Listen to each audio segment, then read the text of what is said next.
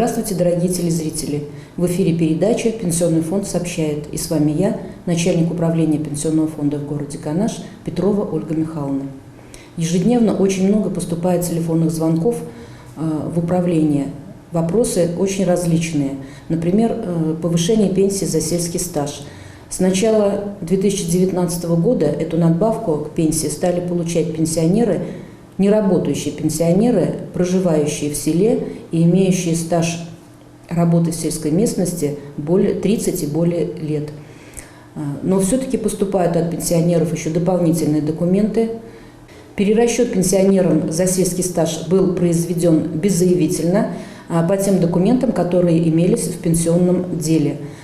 На сегодняшний день поступают дополнительные документы от пенсионеров у тех, у кого не было необходимого стажа. Перерасчет производится в 2019 году, независимо, когда поступят документы, вплоть до конца года, с 1 января 2019 года. Если документы поступят уже в новом году, в 2020, перерасчет будет производиться с 1 числа месяца, следующего за месяцем подачи документов. Предположим, если документы будут представлены в феврале месяце, перерасчет будет произведен с марта месяца. Работающих пенсионеров интересует вопрос о ежегодном перерасчете пенсии с 1 августа. В этом году перерасчет этот уже произведен. В августе месяце работающие пенсионеры пенсию получат увеличенную. Этот перерасчет производится беззаявительно. Много вопросов поступает о механизме индексации пенсии после оставления трудовой деятельности. Несмотря на то, что мы эту информацию уже предоставляли неоднократно в средствах массовой информации, тем не менее хочу напомнить, что с 2019 года после оставления трудовой деятельности пенсия в проиндексированном размере выплачивается со следующего месяца после ухода с работы. Предположим, вот сейчас в августе месяце пенсионер увольняется с работы, с 1 сентября ему будет увеличен размер пенсии. Но не увольняясь с работы, можно узнать проиндексированный размер своей пенсии в личном кабинете гражданина или через сайт госуслуг. Документы об оставлении работы в пенсионный фонд представлять не нужно, так как работодатель ежемесячно сдает нам отчетность по работающим пенсионерам, и пока технологически происходит обработка документов, выплата пенсии в повышенном размере будет произведена на 4-й месяц после оставления работы с доплатой за 3 предыдущих месяца. Не за горами начало нового учебного года, и участились звонки о использовании средств материнского семейного капитала на образование детей. И более подробно об этой функции хочу попросить рассказать Козлову Татьяну Александровну, руководителя клиентской службы управления Пенсионного фонда в городе Канаш. Пожалуйста, Татьяна Александровна. Здравствуйте. Управление Пенсионного фонда в городе Канаш напоминает, что средства материнского семейного капитала можно направить на получение образования детьми, на проживание детей в общежитии. Среди жителей города Канаш и Канашского района данное направление второе по популярности после приобретения жилья. Начиная с 2009 года в городе Канаш и Канашском районе подано уже более 140 заявлений о распоряжении средств материнского семейного капитала на получение образования детьми. По данному направлению средства материнского семейного капитала можно направить после того, как сертифицированному ребенку исполнится возраст 3 года, за исключением дошкольного образования. По данному направлению получения дошкольного образования средства материнского семейного капитала можно направить независимо от даты рождения ребенка. Направить средства материнского семейного капитала на получение образования детьми можно после того, как сертифицированному ребенку исполнился возраст 3 года, за исключением дошкольного образования.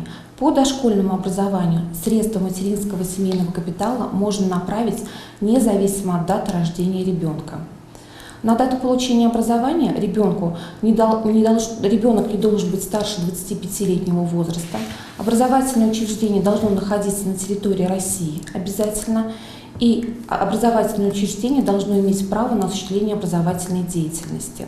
Заявление о распоряжении средствами материнского семейного капитала у нас можно подать непосредственно в клиентской службе управления пенсионного фонда, также через многофункциональный центр предоставления государственных и муниципальных услуг МФЦ и в электронном виде через сайт пенсионного фонда или единый портал государственных услуг.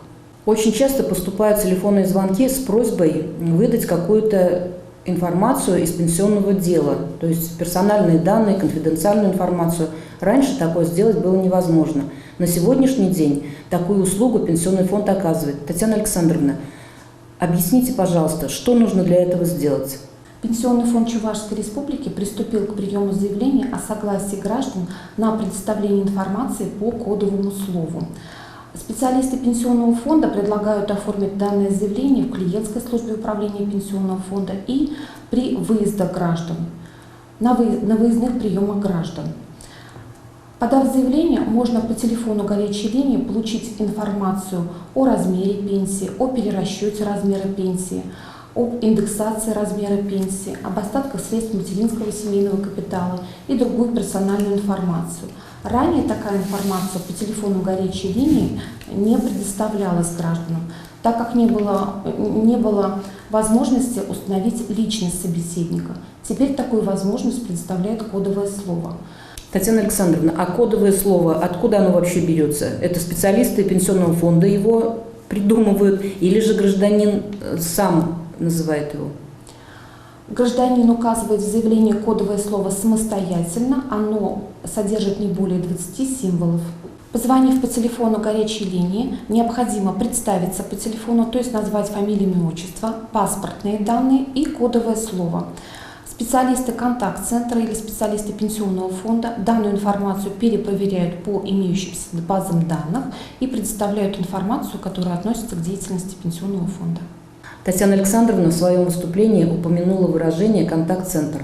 Это служба, которая создана в отделении Пенсионного фонда по Чувашской Республике для консультирования граждан. И поэтому, позвонив на телефон горячей линии, вот если это касается нашего управления 212-31, вы в ответ услышите: вы позвонили в управление Пенсионного фонда Российской Федерации в городе Канаш. Ваш звонок будет перенаправлен в контакт-центр отделения Пенсионного фонда России по Чувашской Республике.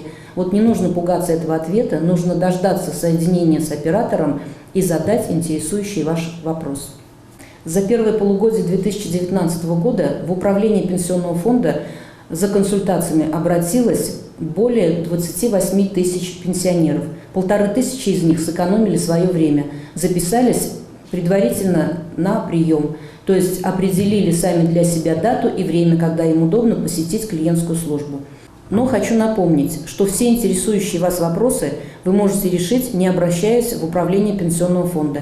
Это может быть МФЦ, это может быть портал Пенсионного фонда или портал государственных услуг. Сегодня мы постарались озвучить те вопросы, которые поступают более часто в наше управление. Ждем ваших вопросов и в дальнейшем. Благодарю за внимание. Всего доброго.